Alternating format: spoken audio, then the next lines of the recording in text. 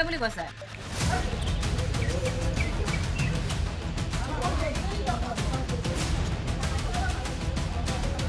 ধন্যবাদ। নাৰী সবলীকৰণ,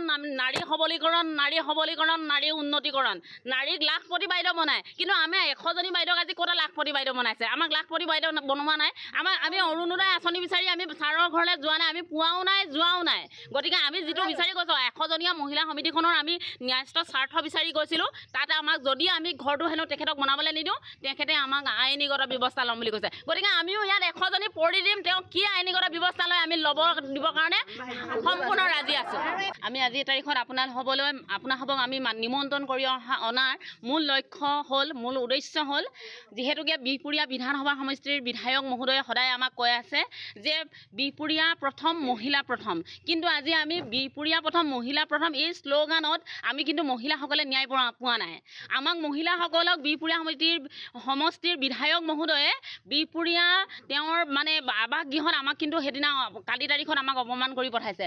আমাৰ ভাত্ম মহিলা শিল্পী সমবায় সমিতিখনে 1972 চনতে আমি ৰেজিষ্ট্ৰেশ্যন কৰিছিলোঁ। এই সমিতিখনে আজি যোৱা 52টা বছৰে আমি এইখন সমিতি এই গৃহটোতে আজি আমি কাৰ্যনিৰ্বাহ চলাই আহিছোঁ।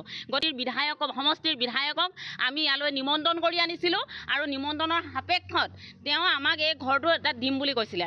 গতিকে দিম বুলি কৈছিলে সত্য, আমালৈ এটা 10 লাখ টকা আহিছে বুলি আমাৰ বাৰ্তাবাহক শ্ৰী হেমন্ত বৰাই আমাক জনাইছিলে আৰু সেইমৰ্মে আমি তেখেতৰ আমি মহিলাসকল লগত থাকিব বুলি কৈছিলে। গতিকে আমাক মানে ঘৰটো বনাবলৈ বিচাৰিছিলে। আমি সেইমতে তেওঁ যিহেতুকে আমাক সম্পূৰ্ণ কৰ্তৃত্ব প্ৰদান কৰিম বুলি কয়, ঘৰটো ভাঙিবলৈ আমাক বিচাৰিলে। আমি তেখেতলোকক দিলোঁ, যিহেতুকে ঘৰটো আমাক লাগে। ঘৰ এটা যদি ভাল হয় আমাৰ ভাল লাগিব, আমি ভালকৈ থাকিবলৈ পাম। এতিয়া কথাটো হ'ল কি, যেতিয়া আমাৰ কালি শল্যনাথত আমি দেখিলোঁ যিখন ফলক বনালে, ফলকখনত আমাৰ মহিলা সমিতিৰ নাম নাই। আমি ক'বাৰ পৰা অনা অনুদান এটা আমাক নালাগে। আমাৰ ভাত্ম মহিলা শিল্পী সমবায় সমিতিয়েহে আমি এটা ঘৰ বিচাৰিছোঁ, এটা স্থায়ী কাৰ্যালয় বিচাৰিছোঁ। গতিকে কথা হ'ল কি, আমাৰ যিটো ফলক বনালে সেই ফলকখন আমাৰ ভুল। আমাৰ নামত ফলক হ'ব লাগিব আৰু ইয়াত এটা মহল নালাগে, 10টা মহল বনাওক। সমষ্টি উন্নয়ন হওক, আমি সদায় উন্নয়ন বিচাৰিছোঁ। আমি উন্নয়ন বিচাৰিহে আমি এজন সঠিক বিধায়কক আমি ভোট দি জয়যুক্ত কৰিছোঁ। কিয়? আমাক লাগে, আমাক ন্যায় লাগে, আমাক উচিত, আমাৰ প্ৰাপ্য লাগে। দাবী হ'ল কি, আমাৰ ঘৰটো যিহেতুকে এতিয়া আমাক মহিলাসকললৈ প্ৰথম ক'লে, কিন্তু তেখেতলোকে এতিয়া 3টা ফ্ল'ৰ বনাব। 3টা ফ্ল'ৰৰ আগত যিটো গ্ৰাউণ্ড ফ্ল'ৰ হ'ব, গ্ৰাউণ্ড ফ্ল'ৰটো আমাক নিদিয়ে, কোনো কাৰণত আমাক নিদিয়ে। যেতিয়া আমাক নিদিয়ে, যদি আমাৰ ভৰিৰ তলৰ মাটিকণেই নাই, আমাৰ ওপৰৰ মাটিকণ কেনেকৈ হ'ব? গতিকে সেইকাৰণে আমি বিচাৰিছোঁ আমাৰ ভৰিৰ তলৰ মাটিকণ লাগে, মানে আমাক গ্ৰাউণ্ড ফ্ল'ৰটো সম্পূৰ্ণ কৰ্তৃত্বত দিয়ক। 10টা মহল নালাগে, যেইটা মহলেই বনাওক, সম্পূৰ্ণ ভাত্ম মহিলা শিল্পী সমবায় সমিতিৰ হ'ব লাগিব। গতিকে আমাৰ ভৰিৰ তলৰ মাটিকণ আমাক প্ৰথম লাগিব, তাৰ পাছতহে আমি ওপৰতো চিন্তা কৰিম। অৰ্থাৎ স্বনিৰ্ভৰ নাৰী আঁচনিৰ জৰিয়তে আমি কাপোৰ বৈছোঁ, বিক্ৰী কৰিছোঁ। যিখিনি হেণ্ডলুমত দিবলগীয়া হৈছে সেইখিনি আমি হেণ্ডলুমত দিছোঁ। বাকীখিনি কাপোৰ তেওঁ এজনী পঢ়া শুনা মানুহ, মই এজনী পঢ়া শুনা মানুহ, তেখেতলোক প্ৰতিজন এজনী পঢ়া শুনা মানুহ। আমি কাপোৰৰ জুলুঙা লৈ, টোপোলা লৈ আমি ঘৰে ঘৰে বিক্ৰী কৰিছোঁ। আমি কি নিবনুৱা নহয় নেকি? গতিকে আমাৰ তলৰ দোকান দিব, কিবা দিব, এইবিলাক কথা আমি একো নাজানো। যদি দোকান দিম আমি নিজেই দিম। আমাৰ মহিলা সমিতিয়ে দিব, এজনে নিদিয়ে। গতিকে আমাৰ মহিলা সমিতি ঘৰটো যিহেতুকে আমি স্বত্বাধিকাৰী, চৰকাৰী হয় বেচৰকাৰী হয় এয়া আমি একো নাজানো। আমাক মিছা প্ৰলোভনেৰে আমাৰ বোৱাকটা সমবায় সমিতিখন মিছা প্ৰলোভনেৰে আমাৰ হেমন্তই আহি পেলাই ভাঙিলে।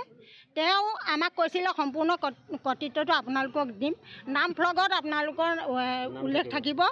এতিয়া যিদিনাখন আমাৰ আদৰ্শিলা স্থাপন কৰিলে সেইদিনাখন নাম ফলক লগালেহি, তাত আমাৰ একোতো নাই। আৰু তেওঁলোকে ঘৰটো ভাঙি পেলালে। এই ঘৰটো ভাঙি পেলাই সৌবোৰ বস্তু আপোনালোকে চাওক, য'তে ত'তে পেলাই দিছে। আমাৰ মহিলাই যিখিনি সুৰক্ষা দি আছিলোঁ সেই বস্তুখিনি তেখেতলোকে 100গৰাকী মহিলাৰ মূৰত ইটাৰে চাট দি সেই বস্তুখিনি তাত পেলাই থৈ দিলে। গতিকে ইমান মিছা প্ৰলোভনেৰে আহি পেলাই আমাৰ আজি 52 বছৰীয়া এটা অনুষ্ঠানত তেওঁলোকে ইমান সহজতে নুই নাই কৰি পেলালে, ভাবিব নোৱাৰি। তাত আমি প্ৰত্যেকজনী মহিলা আমি ক্ষুণ্ণ হৈছোঁ। গতিকে আজি শ্লোগান দিছোঁ, বহুত দুখত দিছোঁ। স্বয়ং MLA আহি কৈ থৈ যোৱা কথাষাৰ যে মই কামত আহিছোঁ, মোৰ মাথা বেয়া হৈছে, কথা নাপাতিব বুলি মহিলাক ক'লে, তেতিয়াহ'লে আমি ইয়াত ক'ত স্থান পাম?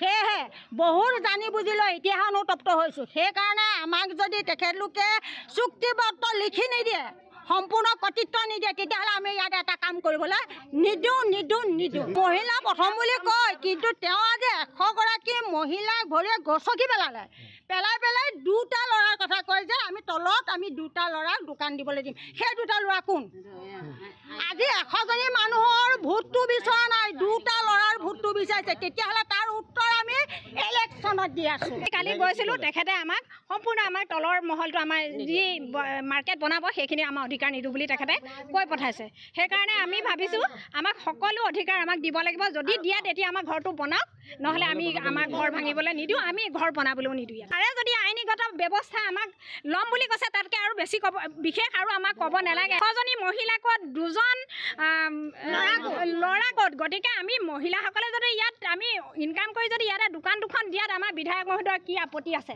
গতিকে আমাক দোকানো লাগে সম্পূৰ্ণ মহিলা সমিতিৰ ঘৰৰ স্বত্বাধিকাৰ আমাৰ সমস্ত মহিলাক দিবৰ বাবে আমি বিধায়ক মহোদয়লৈ এতিয়াও পুনৰ আমি অনুৰোধ জনাইছোঁ